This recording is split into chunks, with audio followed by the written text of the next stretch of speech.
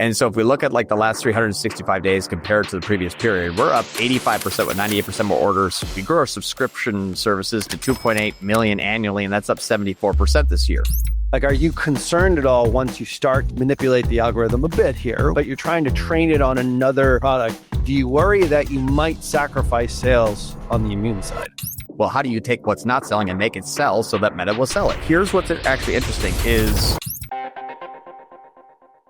Hello and welcome to the Perpetual Traffic Podcast. This is your host, Ralph Burns, founder and CEO of Tier 11. And today we are rebroadcasting yet another edition of the Ad Lab Live, which we do every Friday, 2:30 p.m. Eastern over on the Tier 11 YouTube channel, as well as all of our socials. And this one is particularly groundbreaking because it is the next evolution of a strategy which we've been talking about for about 3 to 6 months right now, which is creative diversification. If you haven't heard about that, go back and listen to. We've got multiple episodes on this. This is one of the biggest breakthroughs in meta advertising since Meta went mobile and put all the ads in the news feed. If you remember, way back before 2013, they were all on this right-hand rail on desktop, and mobile was coming, and Meta, Facebook at that time, not even Meta, it wasn't even in Instagram, it was just Facebook at that time, said, oh my God, we don't have a mobile strategy, so we need to put the ads in the newsfeed, and that changed everything. They also added incredible targeting, and this breakthrough right now, this update, this Andromeda, Gem, Lattice update, whatever you want to call it, is now just absolutely crushing it for all of our customers here, and we've been happy to share all of the learnings that we've made with our own money. We've now spent nearly $8.5 million at this point in time out of our own money, and now we're bringing that over the couple $100 million that we're spending on our meta ads for our clients. And you hear it here first on Perpetual Traffic of some of these new strategies. So this is John and I discussing a new strategy. If you have ever listened to any of the John stuff in the past, there is a strategy that we use in Google, which is very similar to what we'll be talking about here today. It was called the feeder strategy. We'll leave a link in the show notes here for that the episode, which I believe we did talk about here on Perpetual Traffic a number of times. If you Google feeder strategy, you can actually see John and me on a YouTube video. The point is this, is we brought that same thing over to Meta, and that is the big breakthrough. And this is particularly useful if you have, let's say, you've got a number of SKUs, you've got a number of products, you've got a number of front-end offers, but one of them is gobbling up most of the spend. And this is what we see right now with Meta Andromeda, is that Meta latches on to the most likely to convert product that you have to offer. Well, what happens if you want to diversify that?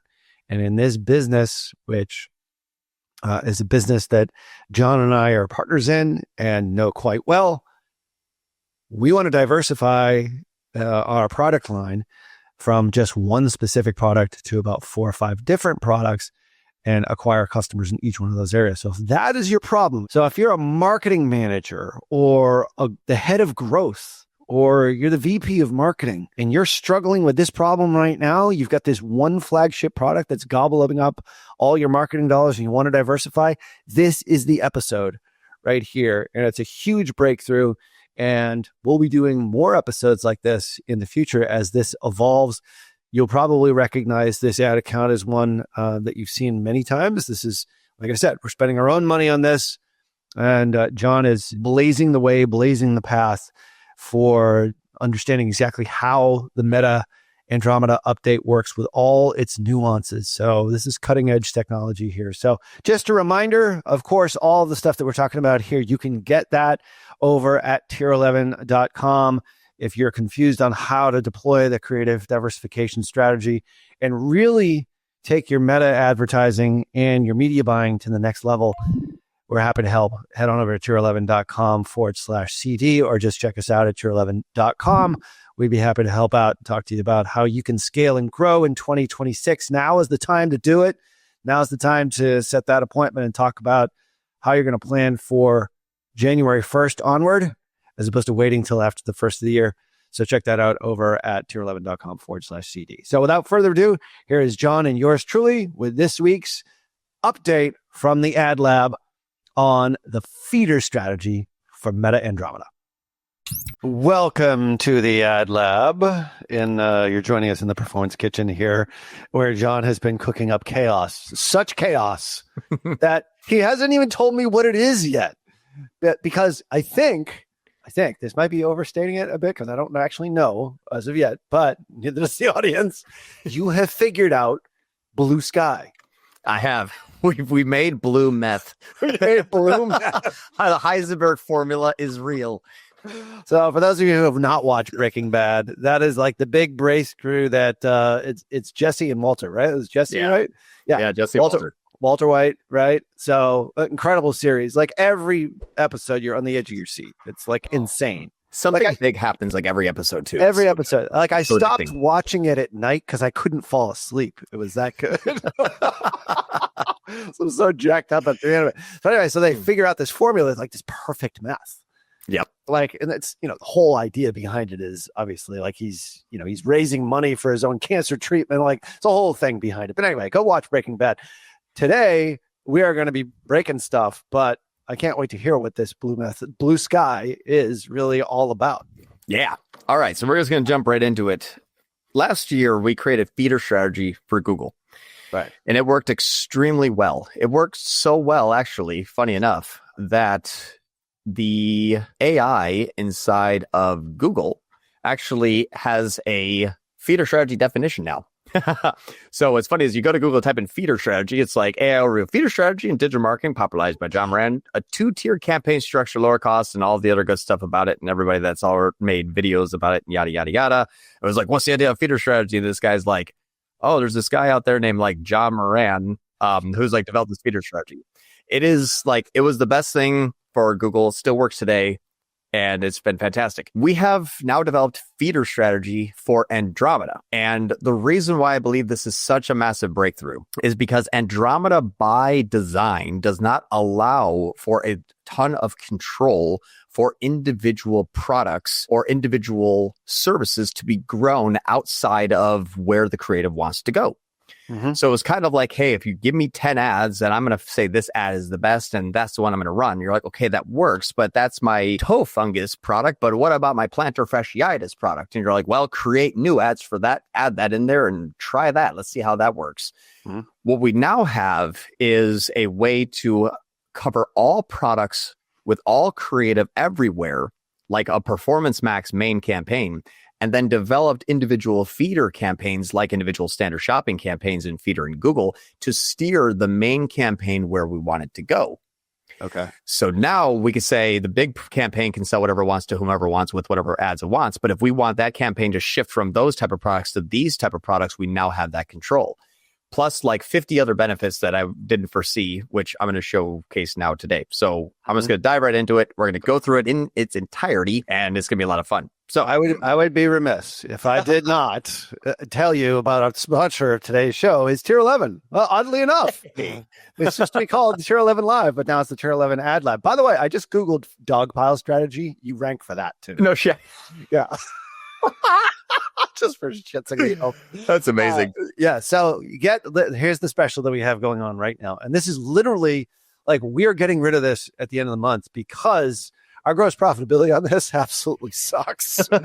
But we want people to be able to do this and do all the things that we're talking about here today. Obviously, we're going to talk about creative diversification, I assume, in this strategy. You haven't really told me what it is yet. And blue sky, blue math.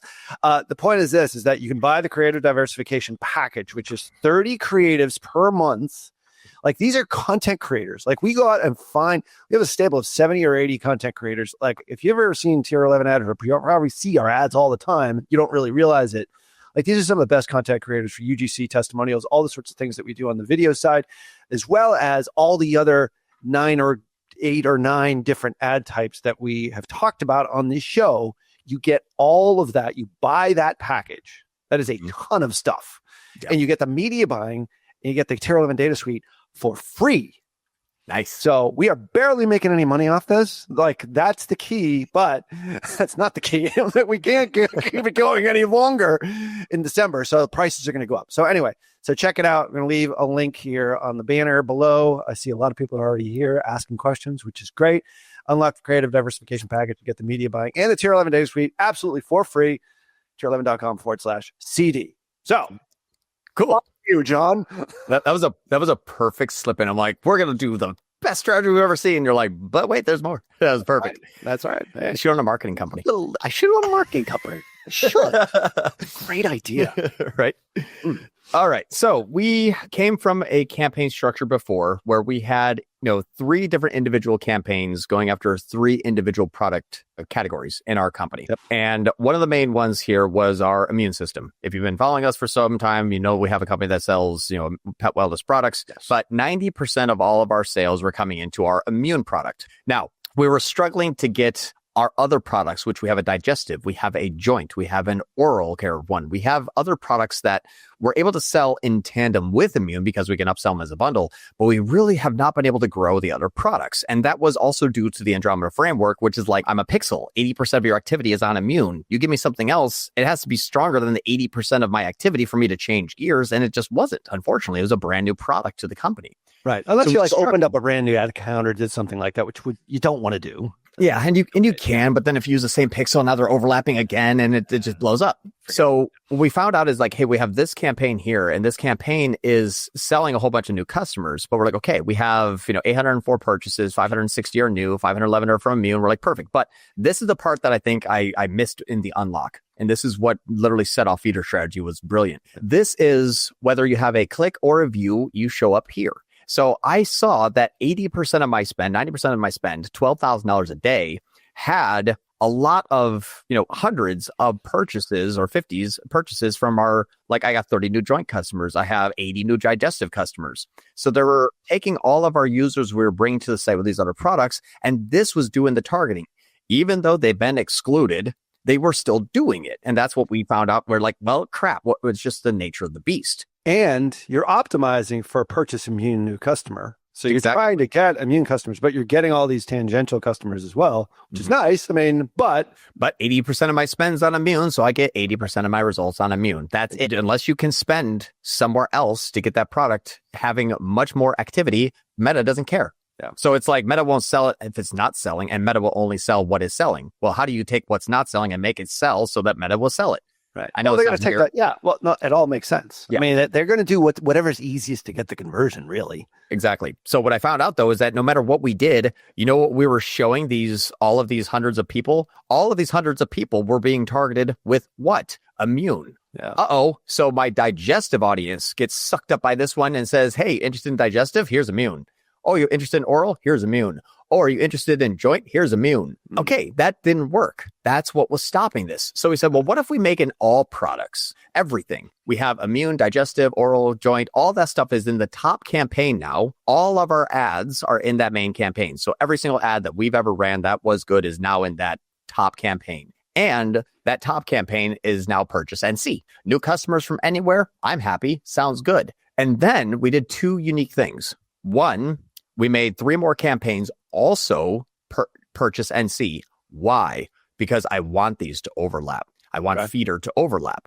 And then I purposely leveraged the incorrect targeting attributions of whatever has highest amount of ad spend, whatever has highest amount of reach and impressions win. And I said, fine, you're going to take credit for everything. I will allow it. You know what? I want you to. You can have 7-day click, 1-day view, 1-day engage view. Everything else has to be stuck on a 7-day click. Why? I don't actually really want the attribution to come in here. I want the attribution to come up here because this has the highest amount of ad spend and has the highest propensity to scale because it's the biggest campaign. Got it. But now I can adjust the activity in that campaign by feeding it less or more of my other content. So my one campaign here of all products has all of my product ads, digestive, immune, joint, and then my individual campaigns, digestive just has digestive. Just digestive. Joint just has joint. You get it. So I said, you know what? Let me run my first test. Well, actually, before I do that, let me see how this actually has worked so far. Interestingly enough, our click-through rate has gone from 6.2 to 11.95. It went up 92%.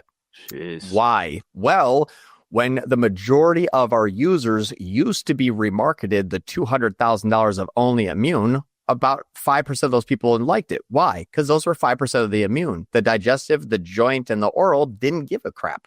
Right. It's not going to click on any of these ads. But when Still a good click-through rate. Exactly right. Yeah. But when I take that 200 grand and shift it up here and even scale it a bit at 248, look at my click-through rate. Wow. It went from 5 to 11. Why? Because now my right there, by the way. Right. I know, right? Thank you. I paid attention up to about second grade. Yeah. Yeah. So now my digestive, my joint, my oral, and my immune all can now be remarketed by my main campaign, which has digestive and oral and joint and immune. Okay, so that's cool. Now let's do this. Now let's run the second test. So we know we're hitting a way better audience. My CPC has now been cut down by 48% in my account, and we're spending $250,000 every 3 weeks, so it's a big deal. Yeah. But my CPMs did not change. They're 0.4. So same audience, we just now have 48% less cost per click and 92% better click-through rates. And so we're driving a mass amount of a ton more traffic. When that looks like here, just as a quick example, when we started this on the 16th here, so we have the 16th through yesterday compared to previous period, I do have an ad spend increase total in the account of 16%. But now my traffic inside of Facebook is up 171%. Holy crap. Wow. That's a massive unlock because now Meta says, I'm going to do whatever I want. I'm like, well, then I'm going to give you the ammunition to go convert whoever you want. Okay, that worked. So then we said, let's do this now. What if we took in this week, so week 2 of after the launch, I said, you know what? I want to run a test. Everything's been running for about a week and everything seems hunky-dory. But I want to say, hey, all product campaign, I want you to start selling more joint products. So I'm going to give my joint campaign 57% more ad spend. 57% more ad spend. Now, the typical model of how did that 57% increase looks like crap. Went from 676 up to 2600. Right. Oh, no, it didn't work. Well, that's right. I don't care that the attribution doesn't come here. I don't want it to come here. So I made a custom number above. Right? Yeah, exactly. This is here. Sorry. No, that's good. And you caught on too, because what's interesting is if you look all the way over at this custom column over here called Purchase Joint NC, remember the 56%, or remember the money that we put inside of Joint? We put 57% more spend into Joint. Yep. My main campaign sold joint new customers 61% more. And my report inside of here during this time period of the 23rd to the 29th compared to the previous period of the 16th to the 22, which is exactly matching this one here. My report shows that my new customers of my joint went from 23 to 35, a 60% increase in new customers at the top line. Wow. So now I have a big campaign that can sell anybody anything, but I can then steer it by saying, I need you to sell more new customers on Joint. And I crank this lever over here and then boom, that goes up there because it's first click happy import. The actual attribution inside of Meta is real. And now this will actually start to sell more Joint new customers and coming in at a very decent price. Now, real quick, we always measure top line. We're looking at our media tracker. Our media tracker, we have an average of globally when we're spending $114,000 a week of $287. So let's do some back of the napkin math. If I go into Meta here and I say, how much money do we spend on Meta? $1,956. So $1,956. How many? And I'm going to put that over to the side. Go to the back end report and we look at here, how many new customers on Joint? The only thing that we have marketing is Joint inside of Meta. So it's the only thing that has attributable spend. So 35 minus 23 is 12. Okay. So 1956 divided by 12 new customers, $163 NCAC, $120 cheaper than our global average NCAC. Jeez, that is fantastic. Beautiful. So Are you a doctor's office that is selling all on 4 versus x-rays? Well, you have ads for both. What do you want more of? I want more x-rays. Develop a new campaign with just x-rays, crank it with the spend. The main campaign has to target the users you're bringing into the pixel with the other campaign on the ads that they were brought in from. They share the same ads. Okay. I have questions. First off, I've never noticed this with this business, and obviously we know this business extraordinarily well. Dogs versus cats, does it matter? Has it ever? Different creative, because I never realized there was. I always sort of figured this was just more on the dog side, but how do you that? Yeah, cats is actually a lot of UGC. So the way that we market ourselves is slightly different than every other company because we actually focus on the CTRs of all rather than the CTRs of link clicks. CTRs of all rather than the CTRs of link clicks because we want to identify what is the users being educated on. We have to go through a 2-step process to actually sell our products well, which is explain to people what that means. I know what it means, but all clicks versus link clicks. Yep. And so I'm just going to do a sort descending by spend. Let me turn off the comparison. Let me just get a little bit organized here since the 16th to the 4th of work. I was missing it last day. So then we got amount spent sorting descending. All right. So let's do this. Let me actually take a column of amount spent, and I'm going to move that upwards a bit so that we can see how this actually works. Mm-hmm. So in our campaigns, I have to tell you about a story about how a dog came back to life and how they are happy and healthy and youthful and vibrant. And then I'll tell you why. That seems to work better. As a kind of my mini funnel where it's almost like a Wally Fat People of an advertorial. That's exactly all I'm doing is a Wally Fat People advertorial. Instead of you going to a blog and reading it, I'm basically just showcasing it in front of your face. Putting it in front of me in my newsfeed. Yeah, exactly. So that is a click. That right there. You exactly just right. And that's what I was going to say is this right here is when I look at this here, I see the dog. Mm-hmm. That's not an ad. That's a story. You click see more and you read how it's a 21-year-old dog and how it's helped so much. These are real stories from real customers, and that's the actual dog's name. So that actually is Gina. So what's nice about this is what we've noticed is look at this. When we have non-product, I'll just do this. UGC, good click-through rate. Product ad, not that great. We have a story about Gina, good click-through rate. You want to see the product here? Not so great. You want to see just the product? Not so great. What about Suzanne? Oh, I want to know about Suzanne. What about Brenda? Let's hear about Brenda. What about Cindy? Cindy actually has a great click-through rate. Why? Well, because in her story, Cindy actually has a before and after that the client took for us, and we're really happy about that. So now we know Cindy, the before and after. Look at those click-through rates now. So when we look at this thing, we have to do this. Let me tell you the story about Paul. Paul is a dog sleeping on the couch. That sucks at 2% link click, but really good with 11. And then we follow up with this is the product that did it. This is the product that did this. And then later on, like when you go down lower and lower, you see a lot more product ads, and then you get a lot better, kind of CPAs and results on those. But you can see that each time we showcase a story about a nice dog, they want to learn, but they're not really ready to buy just yet. Yep. Step 1, step 2. Exactly right. So very simplistic. So that's when we saw that when we changed this over to this model here, that's when now we have an average click-through rate on the story of 11.1, which is very, very good. And then this actually also increased our click-through rate from about 1.8 to 2.8.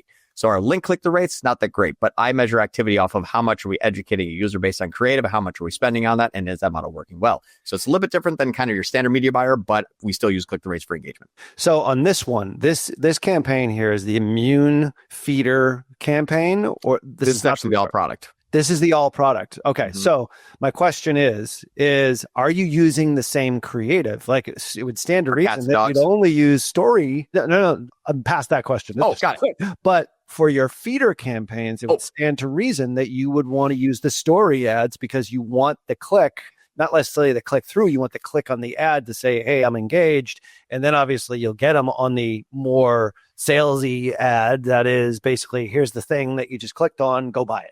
But I have a feeling it's not the case. No, damn you. That was my test for next week because we're doing that now. Okay. I literally, and this is so funny. It seems like I'm pulling this out of my butt right now. But honestly, in my calendar, me and Chris with Pet Wellness Direct with feeder follow-up 2 hours ago said, hey, you know what? What if we took all of our best performing stories and put them only in the feeder? Yes. We have to have another follow-up question because of our 5 top stories is 80% of our global spend. If I pull that out of our main campaign and stick it into a feeder and it only has 1K a day instead of 17K a day, we're going to kill our company. Right. So what we're going to try to do is say, can we wean ourselves over there? And that's exactly right. That's exactly what we want to do is feeder the stories. And then the all products are going to have, yes, the stories because they need to sometimes see it more than once, but all the products. Exactly right. Right. No person. Oh, I mean. Yeah. We're not going to put products in feeder. Yeah. Nobody really does like one click and we've talked about this many times on the show. You're too good of a marketer, so you guess the next step already. Well, whatever. The point is that I understand the rationale for it. Yeah.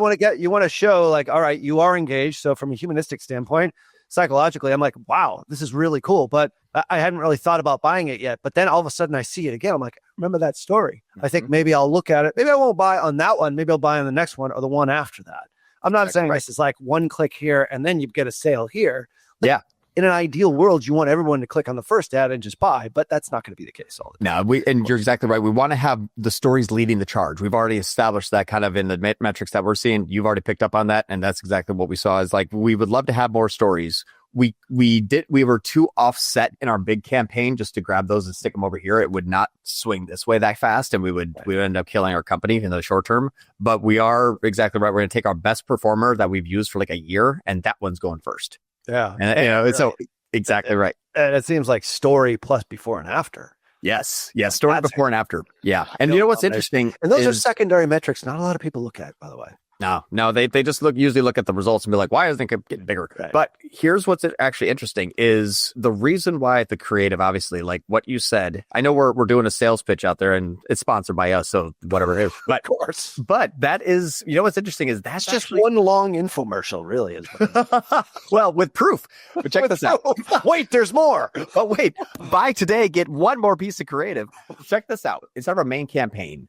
Our main campaign, yes, unfortunately, is still SID because the critical immune defense SID is what 80% of our sales are on. Right. So I took this campaign and launched it with a $200,000 monthly budget on day one. That was November 16th. And this thing kicked right into gear immediately with the best performing ads, with a crazy amount of ad spend, just kind of like spending like over $1,000 a day, over $2,000 a day, and then cranked up to $7,000 a day. Like this thing is just going insane. But so won $12,000 a day. And it took 3 or 4 days to get up to, got it. Yep. And so that's what's interesting is when we look at the amount spent going descending, $63,000 on this one ad, $23,000. What you'll notice is watch this SID.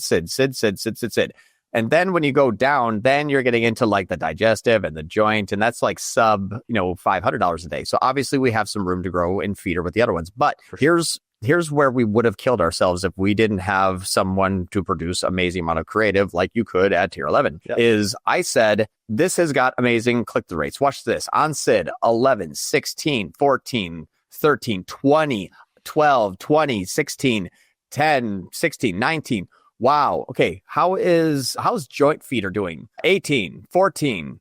Yeah. Oh shit. That's it. 2. Yeah. We have 2 pieces of creative in joint. We have 12 pieces of creative in immune. I can't spend what I can on joint on immune. Why? We don't have that many stories on joint yet. We never made that effort. Right. So joint never grew. Why? That's because it's product, a blog, a product. Okay. People don't give a crap about the product. Your dog joints hurting? No. Shit. See you later. We haven't done the same effort in sales process and the creative to get the attention we need. And that's what you also picked up on that click-through rate. Yep. Yeah. You don't have creative diversification either. I mean, it's all product-based ads. Like if you're just doing it the old way, like we used to do it in 2015, 2016, like it didn't matter. Like that is out the window now. Yes, you need those for sure, but you have to craft the story. You got to get something that hooks people in with some kind of narrative. And for anyone who's listening, like, well, this is great, Ralph and John. I don't have a pet, supplement company. It's the same thing with any business. Doesn't matter. Well, of our own money, mostly yours, over $8 million at this point. I would imagine it's probably $9 million testing this whole strategy. There's a very large human supplement company that is also tested this model, is doing very, very, very good results. Exactly. And they're doing about a few 100,000 a day. Yeah, that's great. Well, that's not even we should throw that into the sales page. Like I don't even know how much we spend on this now. Anyway, it's tens of millions of dollars in spend on this. And we know that this works. But when you think about it logically, if you've got an algorithm, if you've got AI, if you've got a large language model, whatever you want to call it with Meta, that's really working and firing on all cylinders, all of this makes sense from an advertising standpoint. This is how you persuade. This is how people become brand advocates. Exactly right. They latch on to the story. They latch on to the hook. They latch on to the founder's story. Like a great example that you use is like, I think you pulled, for you and Chris, like a 3-year-old interview. Let's, they're like, we're not going to use the founder story. Yeah. Give our best performer for like 2 weeks. Your best performer for like a couple of weeks. And it's part of the entire ecosystem of how somebody understands and gets to know your brand. And that's the most important thing here. And it starts with the creative.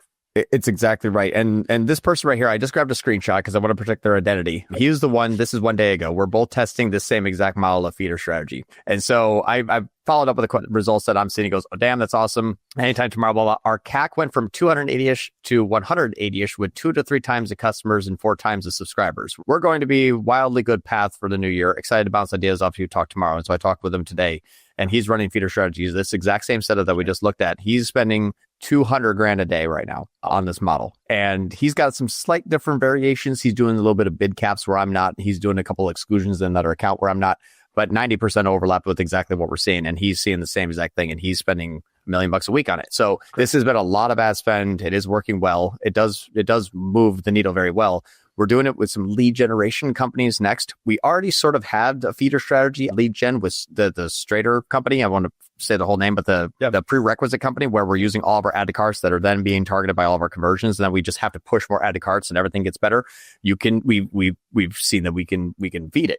So it does work very well so far, but everyone's kind of here, seeing it and experiencing it for the first time. But it is super interesting to see how we can basically say, okay, if I wanted, let's just say this is your dental office. Again, you're doing x-rays and you're doing all on 4, and you have an x-ray feeder and an all on 4 feeder.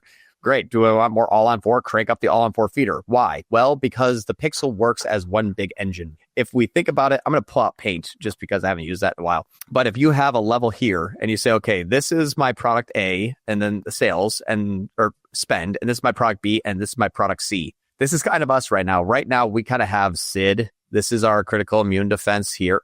I'm not going to say that. Critical immune defense. Let's do this here. Just Control Z. So this is SID. This is our spend levels. This is like total oral care. This is tox. This one over here is going to be like critical joint relief. And so we're like, okay, we're kind of screwed up here. This is our company. Oh, wait, I don't know why it's not sharing screen on the right one. Let me just reset this. It wasn't. Okay. You were on your calculator, I think, before, and it didn't. But anyway. Oh, gotcha. Yeah. So this is where we were. And we had one big campaign that's unfortunately just selling SID. This is the main one here. And then we have our other ones over here. We're like, well, how do we get this bigger? And so that's all this is about right now is this is how your pixel works. Okay. Pixel says 80% of spend is going here. There's 80% of results. This is 10 and this is 10. Good luck. Like that's what you get. And we're like, well, how do I get this one to go bigger without sacrificing that? That's what Andromeda isn't set up to use. It's really not. The creative does the targeting. And if it needs to go in one campaign, so we said, okay, what if we just steer it then? We're not going to try to mess anything up with Andromeda. You could do whatever you want. I can just influence you to what I want. So essentially, as hard as this really gets, is now we're just going to take feeder. We're just going to, chop off the bottom there. This Tox campaign and feeder is going to try to grow here into a higher amount of global ad spend next to it here. We can see that we can push ad spend there and grow that. So is it campaign? Is it ad set? Is it inclusion? No, it's pure ad spend. We just have 80% of our ad spend on one product, wondering why isn't anything selling? Well, of course, 80% of your spend. What if this was more like a 60-40? So we don't reduce here. We just grow another area. Yeah. That's all it is. Downside risk potential here. Like SID is working out well.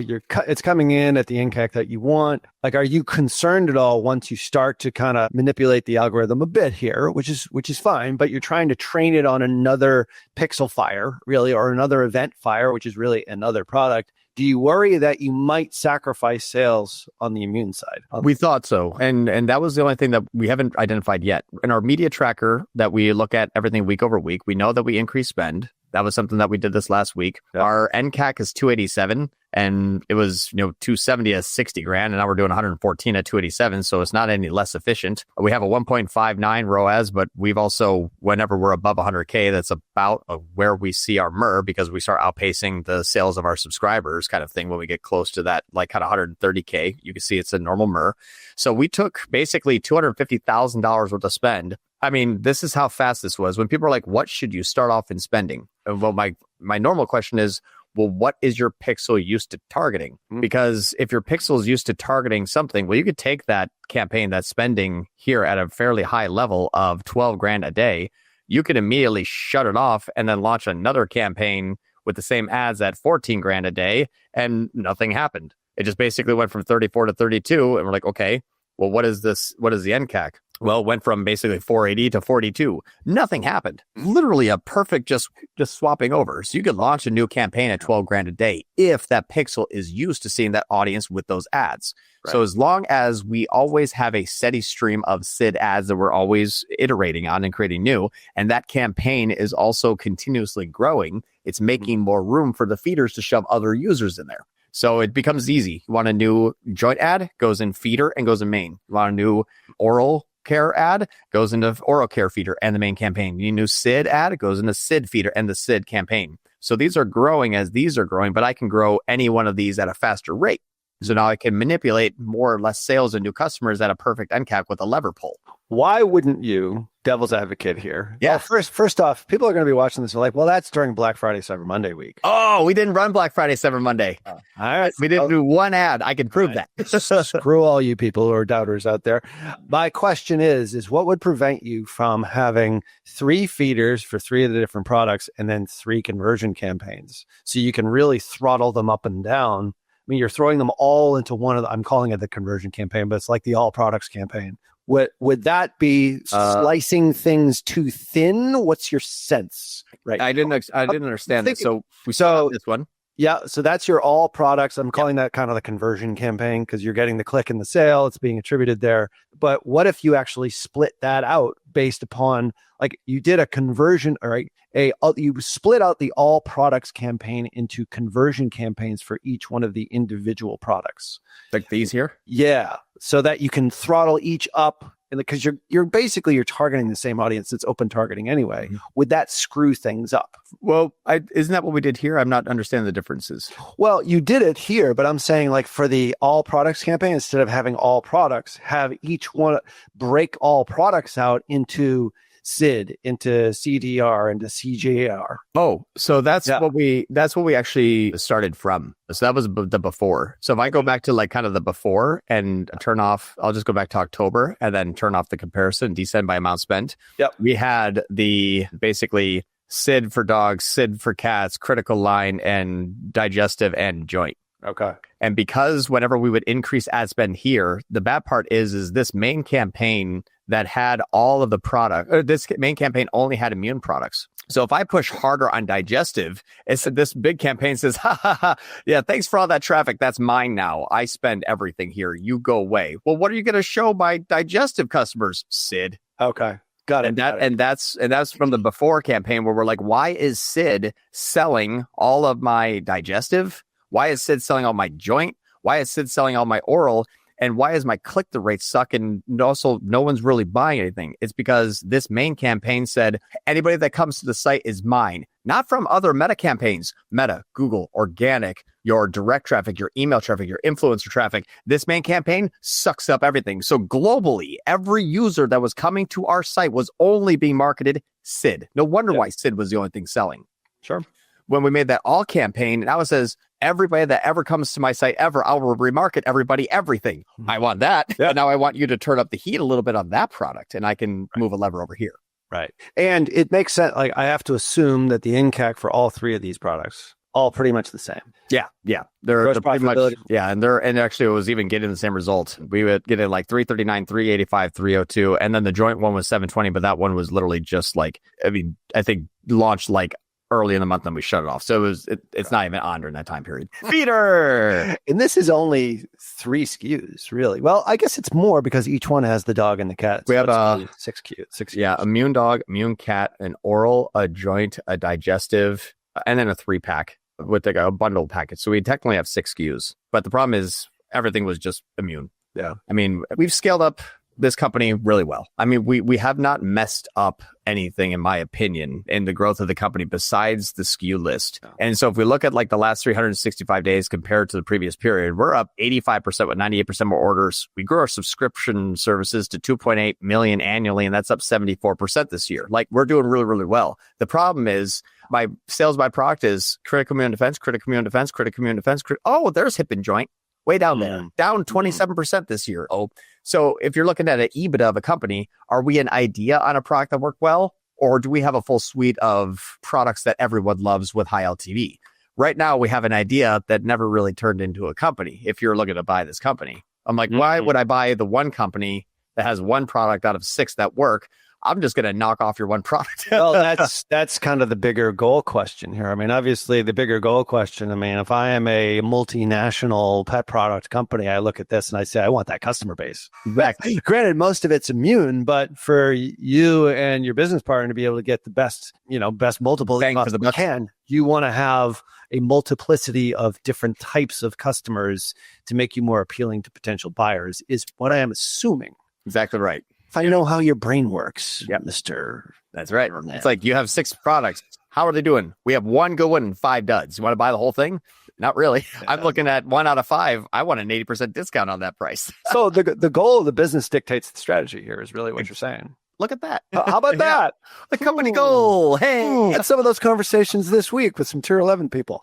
Kind of the most important thing. Like, what does the customer actually want? What do you as the business owner here, and Chris, I know very well, want at the end of the day? You guys want to sell. And I don't the care time if frame is, years, I don't know, whatever. Yeah. Like, this is the key to it all. Exactly. So it's like stuff. I could take a hit on NCAC if I can sell additional products. That's the company goal. Yeah. Okay, what's their ceiling? 300. Where are you at? 250. Well, we just found out that we can sell joint for 168. You want to do harder on that? Yeah.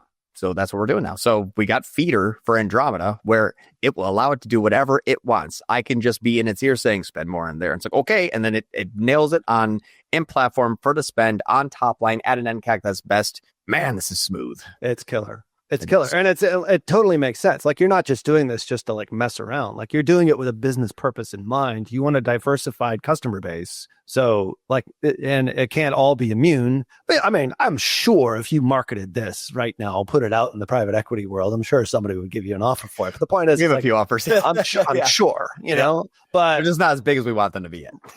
Right. You have a number in mind, and that's why you're doing this diversification. Creative diversification with product diversification at the same time to ultimately reach the goal. This is good stuff, man. Yeah. And because we've used the same conversion event for all 4 and we've left the top one having a higher amount of attribution, the higher spend will take over everything else and then claim victory. I don't care. Pat yourself on the back. I'm just going to make you pat yourself on the back harder. Like, it's so beautiful now to be able to control this algorithm. Yeah. I mean, there is a certain element to like another company coming in and saying, oh, wow, Immune is really taking off. But they might not have the actual formula for the product itself, get the results, and they don't have this strategy unless they've been watching every single one of the right. Hopefully PetSmart's not here. They're lurking. They're in the shadows. I think silently Mitch, who just beardpreneur, I think he heard Peter's strategy was here today. He's got a camera in his beard. That's why it's so thick. You can't see it. That's it. Well, this is incredible. Good stuff, man.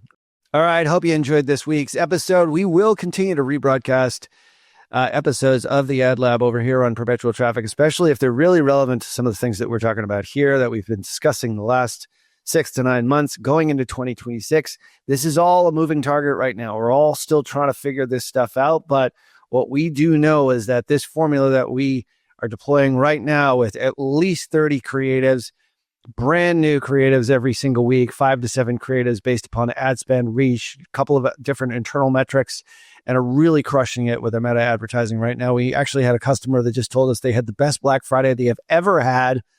They're a $20-30 million company, and part and parcel due to this strategy right here.